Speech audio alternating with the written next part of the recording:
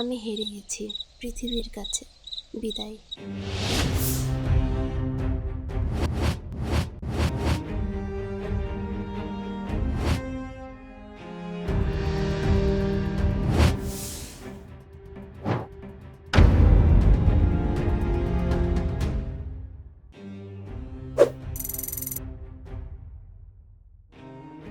কষ্টবিহীন মানুষ এটা ভাবা সম্ভব না, তবে কষ্টের ধরন আলাদা হয়। যেমন শারীরিক, মানসিক, আর্থিক, সম্পর্কের, আবার কারোর অস্বস্তিগত। পৃথিবীর 70% মানুষ নিজের কষ্ট চেপে রাখে। কেউ জানে না তারা কতটা ভেঙে গেছে ভেতরে ভেতরে। ডিপ্রেশন আর কষ্ট এক নয়, কিন্তু ওরা ভাই ভাই। প্রিয় বন্ধুরা, আমার বুকস থেকে আজ জানব, কষ্ট কি মানুষকে শুধু ধ্বংস করে, নাকি সেই আমাদের পরিপূর্ণ জীবন গড়ার গোপন শিক্ষক? আপনার কষ্ট কেউ বোঝে না, আর হয়তো বুঝবেও না, কিন্তু প্রশ্ন থেকে যায়, কষ্ট কি সত্যিই মানুষকে শেষ করে দেয়? আপনি হাসেন কারণ আপনি জানেন কাঁদলে কেউ সহানুভূতি দেয় না, প্রশ্ন করে। আপনি চুপ থাকলে লোকে বলে তুমি তো মজবুত ছিলে, কিন্তু আপনি আর আগের মতো নেই।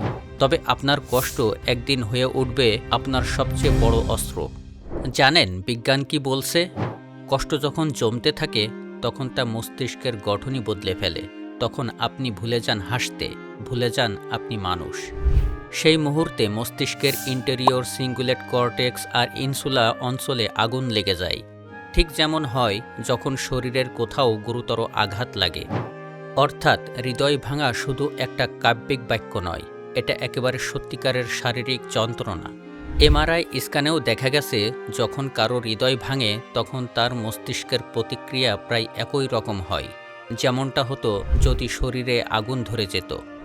যেহেতু বর্তমান পৃথিবীতে কষ্টবিহীন মানুষ এটা ভাবা সম্ভব না, তাহলে যদি প্রশ্ন করি আপনাকে, আপনার কষ্ট আপনাকে ভাঙছে নাকি গড়ছে, তাহলে কি বলবেন? আপনার কষ্ট আছে মানে যুদ্ধটা এখনও চলছে, আপনার ইতিহাস এখনও শেষ হয়নি। কষ্টের ভেতরেই কি লুকিয়ে আছে মুক্তির ইঙ্গিত, নাকি সেই আমাদের প্রকাশ্যে শত্রু? এই ভিডিওতে আমরা ছুঁয়ে যাব সেই অজানা গল্পগুলো, যেখানে কষ্ট শুধু ব্যথা নয়, একটি বদলে যাওয়ার নাম ও শিক্ষা। সব কষ্ট মানুষকে শক্ত করে না, কিছু কষ্ট মানুষকে ভেতর থেকে নিঃশেষ করে দেয়। আজ আমি বলবো এমন কিছু মানুষের গল্প যারা লড়াই করেছিল নিজেকে বাঁচাতে, কিন্তু শেষ পর্যন্ত জিততে পারেনি। রবিন উইলিয়ামস বিশ্ববিখ্যাত একজন কৌতুক অভিনেতা, যার হাসিতে গ্যালারি ফেটে যেত, যার কণ্ঠে প্রাণ পেত জিনি, আর যার সংলাপে বেজে উঠত অগণিত হৃদয়। জন্ম 21শে জুলাই 1951 সাল, ক্যালিফোর্নিয়া, যুক্তরাষ্ট্র। রবিন উইলিয়ামস তার বিখ্যাত Mrs Doubtfire, Good Will Hunting, Dead Poets Society এসব সিনেমায় আমরা পেয়েছিলাম এমন এক মানুষকে যার হাসির আড়ালে ছিল এক নীরব কান্নার পৃথিবী। 2014 সালে তার শরীরে ধরা পড়ে লিউই বডি ডিমেনশিয়া, পার্কিনসনের মতো এক জটিল নিউরোলজিক্যাল রোগ, একটি ভয়ঙ্কর মস্তিষ্কজনিত রোগ যা ধীরে ধীরে স্মৃতি, চিন্তা আর অস্তিত্বকে গিলে ফেলে। তিনি ভুলে যেতেন ডায়লগ, আয়নায় নিজেকে দেখে ভয় পেতেন, রাতের গভীরে চমকে জেগে উঠতেন, কারণ নিজের ছায়াটাও তখন ছিল অপরিচিত। তিনি বলতেন, আমার কষ্টটা এতটাই যে শরীরে আগুন দিয়ে মরে যেতে চাই। আমি ভেঙে গেছি, কিন্তু কেউ জানত না সেই ভাঙনের শব্দ কতটা নীরব হয়। দিন শেষে সেই মানুষ যিনি সবাইকে হাসিয়েছেন, 11ই আগস্ট 2014 সালে নিজের এক নিঃশব্দ জীবন থেকে বিদায় নিলেন। একটি বিষাদময় হাসি, যা ছিল পৃথিবীর সবচেয়ে দুঃখী সময়। কষ্টের সময় হৃৎপিণ্ড বদলায়, যাকে বলে ব্রোকেন হার্ট সিনড্রোম।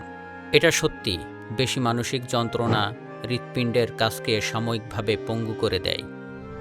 বুক ধড়ফড়, শ্বাসকষ্ট, এমনকি হার্ট অ্যাটাকের মতো অনুভব হয়। অর্থাৎ এটা শুধু মনের না, শরীরেও ক্ষতি। প্রিন্সেস ডায়না, তিনি ছিলেন রাজপরিবারের গর্ব, পৃথিবীর সবচেয়ে ভালোবাসা পাওয়া এক রাজকন্যা, কিন্তু সেই মুকুটের ওজন ছিল অদৃশ্য শেকল। প্রিন্সেস ডায়না বলতেন, আমি যেখানে থাকি সেখানে কেউ সত্যি আমার কথা শোনে না।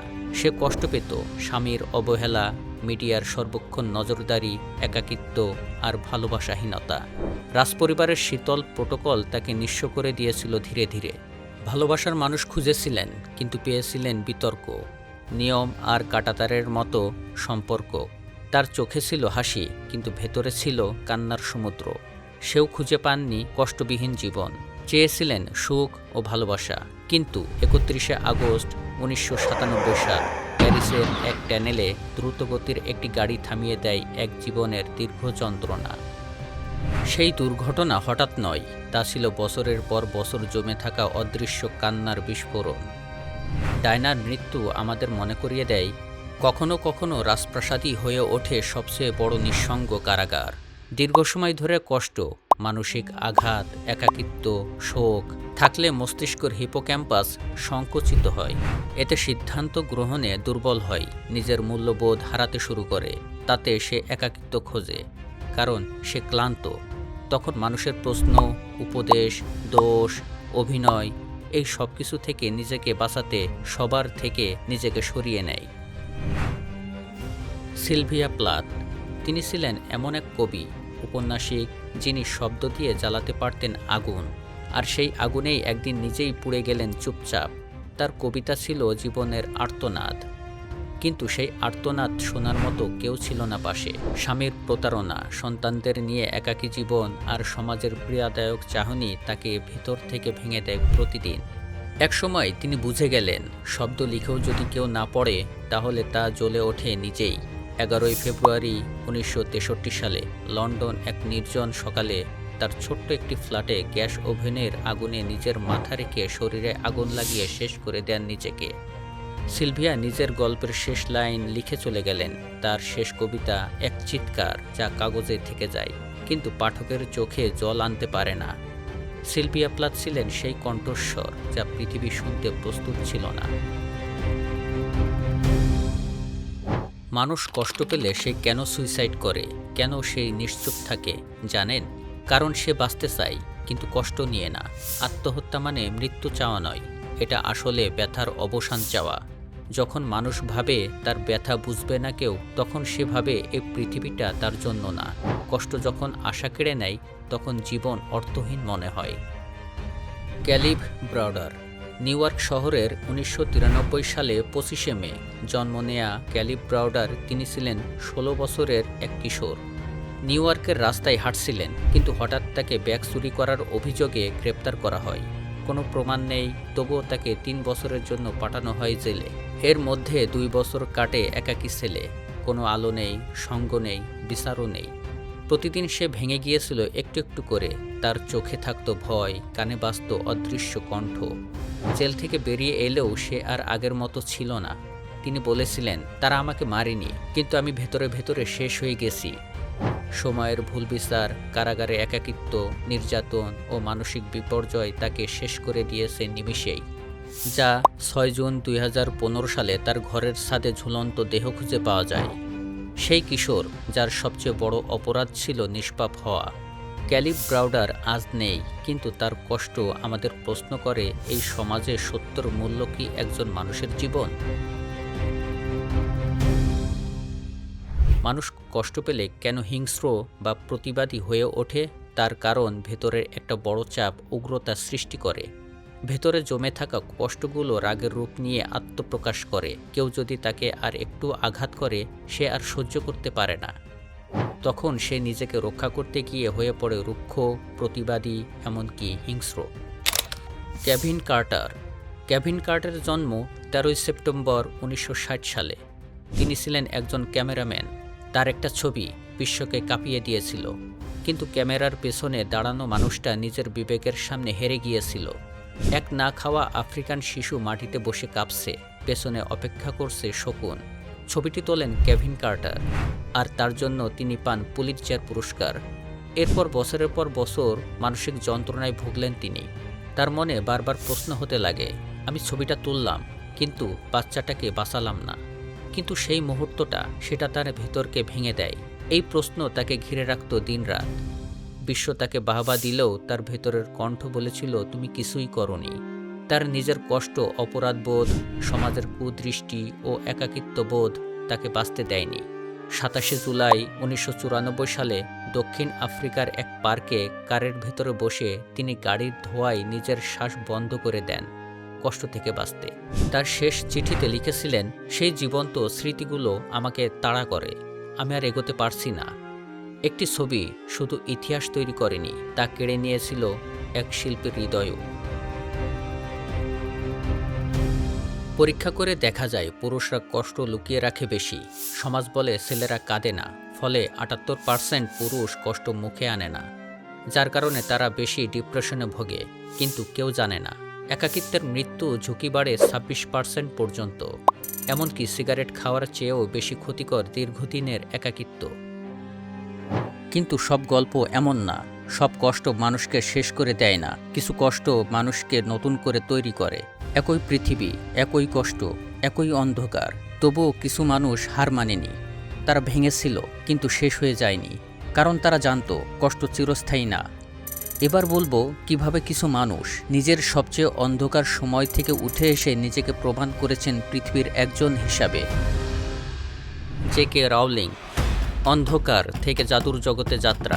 গভীর মানসিক অবসাদ, আত্মহত্যার চিন্তা, নিদারুণ দারিদ্র্য নিয়ে বেঁচে থাকা এবং অন্ধকার থেকে জাদুর জগতে যিনি আলো দেখিয়েছেন পুরো পৃথিবীকে। 31শে জুলাই 1965 সাল ইংল্যান্ডের ইয়েট এক ছোট্ট পরিবারে জন্ম নেন তিনি। একক মা, হাতে মাত্র কয় পাউন্ড সহ কোলে শিশু নিয়ে তাদের জীবনযাত্রা। আমি বলছি জে.কে. রাউলিংয়ের কথা। মনের অবস্থা থেকে সে বলল, আমি গৃহহীন না হয়েই আধুনিক ব্রিটেনে যতটা গরিব হওয়া যায় ঠিক ততটাই গরিব ছিলাম। জীবন ছিল তার কাছে অস্তিত্বহীন। সেই দুঃসময়ের মাঝেই একদিন ট্রেনে বসে হঠাৎ করে মনে এলো হ্যারি নামের এক জাদুকরের কথা। সেখানেই শুরু হ্যারি পটার নামের এক নতুন জগৎ। তিনি তার বিষণ্ণতা, মানসিক দুঃখ আর একাকিত্বকে রূপ দেন ডিমেন্টরস নামে, একটা অন্ধকার প্রাণী যা মানুষের ভেতরের সবটুকু চুষে নেয়। এরা ছিল তার নিজের ডিপ্রেশনের ছায়া। প্রথম 12টি প্রকাশক বই ফিরিয়ে দেয়, এতে করে ভেঙে পড়েন তিনি। কিন্তু 13 নম্বর প্রকাশক চেপে বসে সেই জাদুর উপর, আর গোটা দুনিয়ার পাঠক চেপে ধরে সেই কল্পনার দরজা। কিন্তু সেই অভাব একদিন তৈরি করল বিশ্বের সবচেয়ে প্রভাবশালী কল্পনা জগৎ। কষ্ট মানেই শেষ, এটা ভাবা ঠিক না। রোলিং প্রমাণ করে দিয়েছেন ভাঙা মানুষও পারে এমন কিছু গড়তে যা কোটি মানুষকে বাঁচিয়ে তোলে। লিখেছেন এমন এক বিশ্ব যা আজ কোটি হৃদয়কে সাহস দেয়। নিজেও নিজেকে রচনা করে পৃথিবীর এক সফল লেখক হিসাবে। আপনি ভাবেন আপনার কষ্ট আপনাকে শেষ করে দিচ্ছে, তাই তো? কিন্তু জানেন কি, একটা গাছ বাতাসে নড়লেও পড়ে না। সে জানে সে দুর্বল না, বরং সে শিখে গেছে কিভাবে শিকড় গেড়ে বাঁচতে হয়। হয়তো আপনার কষ্ট একদিন এমন কিছু তৈরি করতে পারে যা গোটা দুনিয়াকে আলো দেখাবে। ওপ্রা উইনফ্রে, মিডিয়া জগতের রানী, টক শো হোস্ট, লেখক ও সমাজ সংস্কারক। ওপ্রা উইনফ্রে জন্মেছিলেন 29শে জানুয়ারি 1954 সালে মিসিসিপি, যুক্তরাষ্ট্র। শৈশবে যৌন নির্যাতন, দারিদ্র্য, আত্মহত্যার চিন্তা, দারিদ্র্যের মধ্যে বড় হওয়া, 9 বছর বয়সে যৌন নিপীড়নের শিকার, 14 বছর বয়সে গর্ভধারণ ও সন্তানের মৃত্যুর মতো যন্ত্রণাময় স্মৃতি নিয়ে বড় হয়েছেন। দুঃখ কষ্ট নিয়ে বহুবার চেয়েছেন সবকিছুর ইতি টানতে, কিন্তু আত্মহত্যার পথ বেছে নিলেও শেষে আশার আলো খুঁজে পেয়েছিলেন। পড়াশোনায় মনোযোগ, আত্মবিশ্বাস আর মানুষের গল্প শোনার প্রতি ভালোবাসাই তাকে একদিন নিয়ে আসে টিভি পর্দায়। তিনি আজ শুধুমাত্র এক সফল নারী নন, তিনি লক্ষ লক্ষ ভাঙা মনের অনুপ্রেরণা। ওপ্রা বলেন, আঘাতকে বদলে ফেলো জীবনের শিক্ষা হিসাবে। আর আজ তার সেই কথাই কোটি মানুষ হৃদয়ে রাখে। কিন্তু আপনি জানেন এই কষ্টের ভেতর দিয়ে হেঁটে যাওয়ার মানে কি? আর একদিন এই কষ্টই আপনাকে এমন জায়গায় পৌঁছে দেবে যেখানে কেউ আর আপনাকে না থামাতে না ভাঙতে পারবে। মালালা ইউসাফজাই, শান্তির জন্য নোবেল বিজয়ী, নারী শিক্ষা অধিকার আন্দোলনকারী। মালালার জন্ম 12 জুলাই 1997 সালে পাকিস্তানের সোয়াত উপত্যকায়। তিনি যখন স্কুলে যাওয়ার চেষ্টা করেছিলেন, তালেবানরা তার কণ্ঠরোধ করতে চেয়েছিল। 2012 সালে স্কুল বাসে তাকে মাথায় গুলি করে, কারণ সে মেয়েদের শিক্ষার পক্ষে কথা বলেছিল। কিন্তু পরবর্তীতে সে তার কষ্ট দূর করে বেঁচে ফিরে মালালা বলেন, তারা ভেবেছিল একটা বুলেট আমাকে থামাবে, কিন্তু তারা বোঝেনি একটি মেয়ে যদি দাঁড়ায় তখন এক জাতির পরিবর্তন শুরু হয়। আজ মালালা বিশ্বজুড়ে নারীদের শিক্ষার প্রতীক। তার জীবন প্রমাণ করে কষ্ট আসবেই, কিন্তু থেমে গেলে চলবে না। একটি গুলি যা তাকে থামাতে চেয়েছিল। আসলে সেটাই তাকে তৈরি করেছিল ইতিহাসের পাতার জন্য। শুধু কষ্টকে ভালোবেসে নিজেকে প্রচার করেছেন সবার মাঝে। মালালা আজ আমাদের শেখায়, তুমি যদি সত্য ও শিক্ষার পথে হাঁটো তাহলে গুলি নয়, গোটা পৃথিবী কাঁপে। Nelson Mandela. দক্ষিণ আফ্রিকার প্রথম কালো প্রেসিডেন্ট নেলসন ম্যান্ডেলা মুক্তি আন্দোলনের নেতা। জাতিগত বৈষম্য, নিপীড়ন, শ্বেতাঙ্গ শাসনের বিরুদ্ধে কথা বলার অপরাধে তাকে ২৭ বছর জেলে কাটাতে হয়েছিল। নেলসন ম্যান্ডেলার জন্ম ১৮ জুলাই ১৯১৮ সালে দক্ষিণ আফ্রিকায়। অসহ্য শারীরিক শ্রম, নিঃসঙ্গতা, অন্যায় বিচার সব সহ্য করে তিনি কখনো ঘৃণা শেখেননি। তিনি বলেছিলেন, আমি যখন জেলের দরজা দিয়ে বের হলাম তখন ঠিক করেছিলাম আমি আমার কষ্টগুলোকে আমার সঙ্গী করে ফেলব না। বাহিরে ফিরে তিনি দেশকে ক্ষমা আর ন্যায়ের পথে এগিয়ে নেন। তার জীবন বলেছিল, কষ্ট মানুষকে ছোট করে না যদি সে কষ্টের উপর দাঁড়াতে শেখে। কষ্টকে ভালোবেসে নিজেকে প্রমাণ করেছেন কিভাবে ফিরতে হয় ভিন্ন রূপে।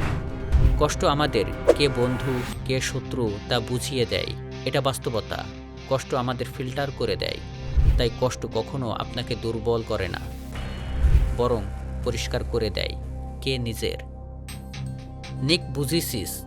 আন্তর্জাতিক অনুপ্রেরণাদায়ক বক্তা নিক বুজিসিস মেলবোর্ন, অস্ট্রেলিয়াতে ৪ ডিসেম্বর ১৯৮২ সালে এক শিশু টেট্রা অ্যামেলিয়া সিন্ড্রোম নামক এক বিরল অবস্থা নিয়ে পৃথিবীতে এসেছিলেন, যার নেই ২ হাত, নেই ২ পা। শৈশবে প্রতিদিন শুনতেন, তুমি কিছুই পারবে না। স্কুলে অপমান, একাকিত্ব, আয়নায় নিজের প্রতিবিম্বে ঘৃণা, সব মিলিয়ে মাত্র ১০ বছর বয়সে তিনি কষ্ট থেকে বাঁচতে আত্মহত্যা করতে চেয়েছিলেন। কিন্তু ঠিক সেখানেই ঘটল পরিবর্তন। একদিন তিনি নিজেই আয়নায় তাকিয়ে বললেন, আমি হয়তো হাত পা ছাড়া জন্মেছি, কিন্তু ভালোবাসা, সাহস আর বিশ্বাস নিয়ে আমি পূর্ণ মানুষ। তার আত্মবিশ্বাস ও পরিশ্রম শিখিয়েছে কিভাবে ফিরে দাঁড়াতে হয়। আজ তিনি দাঁড়িয়ে আছেন কোটি মানুষের হৃদয়ে। ৭০টিরও বেশি দেশে বক্তৃতা দিয়েছেন। তার বার্তা, আমি শিখেছি জীবন কেবল গঠনের উপর নির্ভর করে না, মন মানসিকতার উপর নির্ভর করে। আমি যা নেই তা নিয়ে বাঁচি না, আমি যা আছি তা দিয়েই এগিয়ে যাই। মানুষ কষ্ট পেলে সে সান্ত্বনা নয়, সবার আগে খোঁজে একজন। সে চায় কেউ এসে বলুক, তুই ঠিক আছিস তো, জড়িয়ে ধরুক, বিচার না করে শুধু বলুক, আমি আছি। সমাধান নয়, শুধু বুঝবে। কষ্টে মানুষ কখনো কখনো নেশায় পড়ে না, কারণ সে চায় কিছু ভুলে থাকতে। ডোপামিন ব্যালেন্স নষ্ট হয়ে গেলে ব্রেন নিজেই দ্রুত সুখ খোঁজে। তাই আপনি যদি নিজেকে কষ্টে হারিয়ে ফেলেন, সেটা দুর্বলতা নয়, সেটা ব্রেনের আত্মরক্ষার উপায়। কি ভাবছেন? কষ্টের গল্প থেকে যাদেরকে আজ জানলাম তাদের কথা কি ভেবে দেখেছি? তারা ছিল রক্ত মাংসের মানুষ, ঠিক আমাদের মতো। তারা কেঁদেছে, একা থেকেছে, চিৎকার করেছে ভেতরে ভেতরে, আর একদিন তাদের কষ্ট চুপচাপ তাদের গ্রাস করে ফেলেছে। কিন্তু আপনি সেই একজন যে আজও দাঁড়িয়ে আছেন একটি শক্ত গাছের ন্যায়। আপনার কান্না এটা কোনো দুর্বলতা না, এটা বেঁচে থাকার আকুতি ও সাহসের প্রমাণ। সত্যি বলছি, আপনি যদি এখনও বেঁচে থাকেন তবে আপনি একজন বীর। আপনার কষ্ট একদিন ইতিহাসের গল্প হবে। সেই গল্প হয়তো কাউকে মৃত্যুর মুখ থেকে ফিরিয়ে আনবে। বন্ধুরা, হয়তো কারোর ভিতরে চলছে এমন এক যুদ্ধ যেটা সে কাউকে বলতেই পারছে না। আপনার একটি শেয়ার হয়তো তার জন্য একটু আশার আলো হয়ে উঠবে। আর যদি আপনার আশেপাশে কেউ নীরব থাকে, ভেঙে পড়া চোখে হাসার ভান করে, তাহলে তাদের পাশে একটু দাঁড়ান। হয়তো আপনিই তার শেষ ভরসা, শেষ আলো। নিজের কষ্টের কথাও লিখে ফেলেন কমেন্টে। আমরা শুনব বন্ধু হয়ে, কিন্তু বিচার করব না। ধন্যবাদ।